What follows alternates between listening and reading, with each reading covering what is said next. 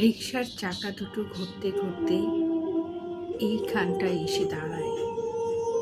আমার বাড়ির সামনে অপেক্ষা করে।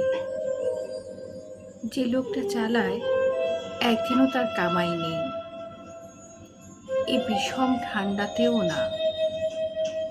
এমনিতে তাকে দেখে আমার চেনবার কথা নয়, কারণ তার মুখটা রোজই বদলায়। চাকা দুটোর ঘোড়া থেকে চিনি।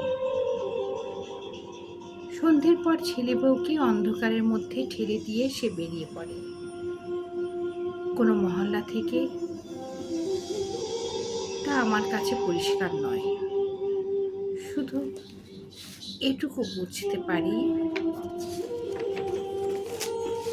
ভুতুড়ে আলোগুলো পার হয়ে গেলে একটা যে প্রকাণ্ড শীতের রাত পরে তার উপরে সে থাকে। যেখানেই থাকুক কিছু আসে যায় না, আমার বাড়িটা যে তার চেনা। আমাদের দুজনের পক্ষে এটাই বড় কথা। শীতের ঢেউ যে সব রাস্তায় আছড়ে পড়ে, সেই সব রাস্তা দিয়ে রিকশায় চড়ে আমি অনেকবার গিয়েছি। তখন মানুষটার মধ্যে আগুন গনগন করতে দেখেছি, যেন তার অস্থি মজ্জা জ্বলছে। আমার গায়ে সে আঁচ এসে লেগেছে। তার সুতির ফতুয়াটা তখন তীব্রভাবেই উঠতে থাকে এবং আমার ভয় হয়। আমার গরম জামা কাপড় বুঝি দাউ দাউ করে জ্বলে উঠবে, কিন্তু না, প্রত্যেকবারই সেই ভুতুড়ে আলোগুলোর ভেতর দিয়ে আমাকে আবার এখানে ঠিক মতো পৌঁছে দিয়েছে।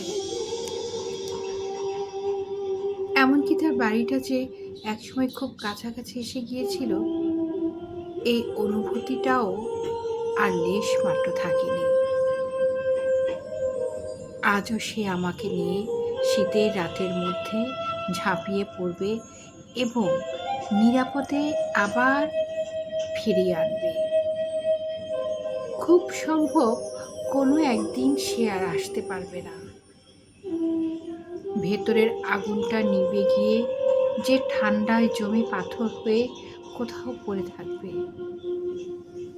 কিন্তু তা বলে রিকশার চাকা দুটো তো মাটিতে গেড়ে যাবে না, তারা আবার ঘুরবে এবং তাই থেকে আমি বুঝবো সেই রিকশাওয়ালা হাজির হয়েছে। এখন যেমন বুঝি, এটাই আমার কাছে এক স্বস্তি।